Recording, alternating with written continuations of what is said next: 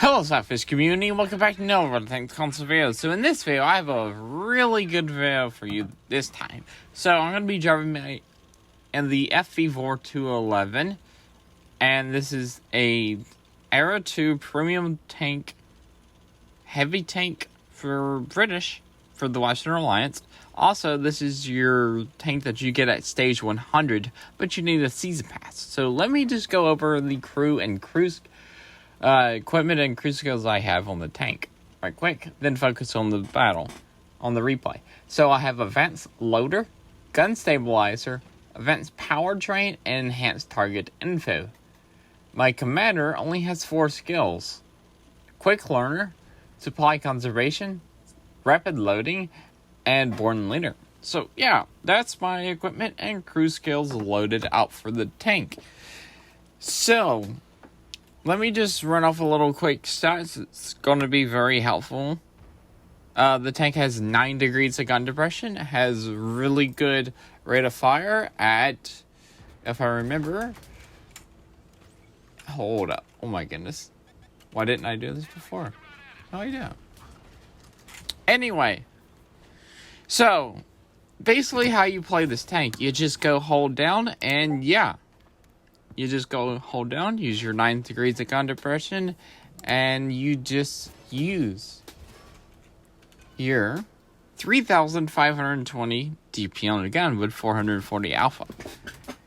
And really good armor at the front, as long as you stay hold down. Well, you don't even really have to stay hold down.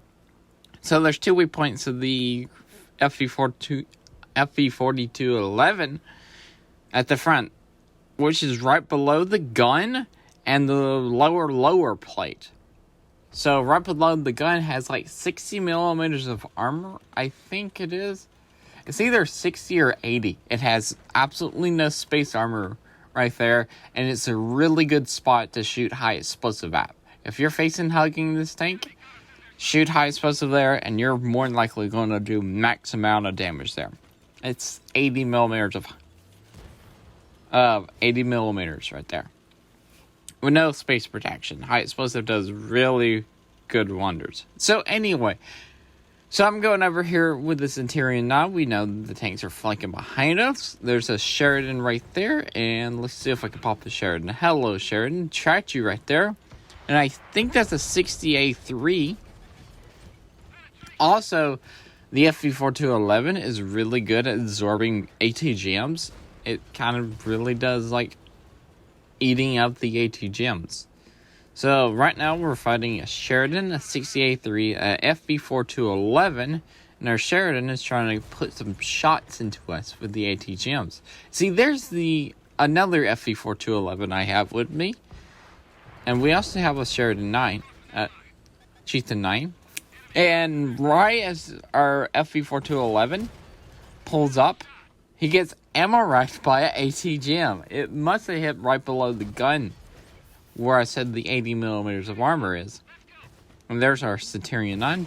He came back up here to help me. Good thing he did, because if he didn't pull up here, they would have definitely rushed me, because I'd been the last tank over here. So right now I'm trying to focus out the 60A3 because it has the lowest amount of hit points. But I'm just, in this situation, I really just want to keep my gun firing. And just firing.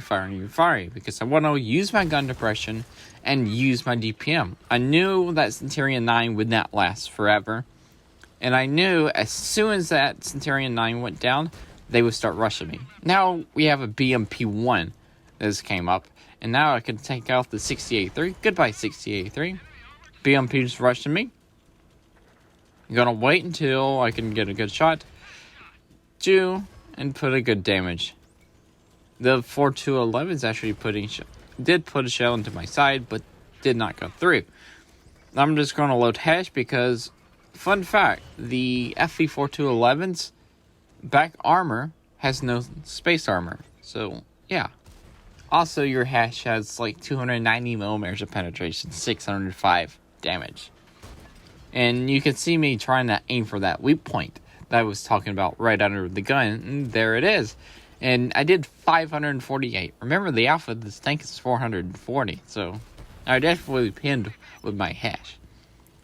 Right now, my team's losing 4-7, and you may be thinking, well, it's 4-6. You may be thinking it's like insane damage if you're thinking about my title. Well, I've done 5,900 damage. That's not too bad with this tank. There's 6 enemy tanks left. There's 4 of us. Let's see how this works. So right now, I'm just falling back to the base. So I really want to fall back to the base. I don't want to lose from capping because they definitely have the numbers to cap. If they get on the cap circle, they can definitely cap us out because they're not really a good spot to like defend the base circle. If you don't, and I really want to use 9 degrees of gun depression. I don't want 6 tanks shooting at me. And there's also, if you come over here, there's like 2 buildings in your way to defend the capture the base, and they could definitely be hiding behind that, and definitely would be hard to defend our base. So that's why I'm going this way with a light tank. Luckily the light tank went with me, so I won't get overmatched. If I get flanked, it wouldn't be that bad because I do have a light tank with us. But you can see the 6 tanks, because they have a lot of tanks spotted over there with our other medium, and they're apparently crossing over there to the J2, J3 line. It looks like they flanked backwards because they thought we were going to cap their base circle, but no. Now right here, I'm just going to try to put shots into them, because they have like 6 tanks, we have 3 tanks. It's a very good idea to put shots into them when we have the advantage, when we have the jump on them. Well, we don't have the advantage. You just want to get the jump on them, especially because we're 3 tanks behind them. And we're going to, right now, I'm just going to use my gun depression and try to catch these people out on the open. Put a good shot into the 62, waited for that guy to pop over a ridge to show more of his tank, so we can actually connect a shot. Now, the FV4211 actually doesn't get a lot of ammo. It gets 55 rounds, but it does go quickly. And here comes our 62. Put another one into him. The 62 is not really going to last much longer. Put another one into him, and just give me like 2 seconds, and I'm just going to put another one in the 60. Goodbye, 62. So now it's a 3v5. That M60, yeah, the M60 is almost dead. He needs like 2 shots from me. My light tank sitting right beside me. There's a heavy tank right there. Our Centurion 5 just went down, so that means we're in a 2v5 situation. Somebody's on the cap circle, so I really want to take out the Centurion, the Chieftain Mark 5 really quick and just go fall back to the base, because I don't want them to cap off the base. Like I said before, that would be the way they would win. That would be the definite way they would win. That was a really nice shot I put in the M60. Now, here comes the T-72 that kind of like,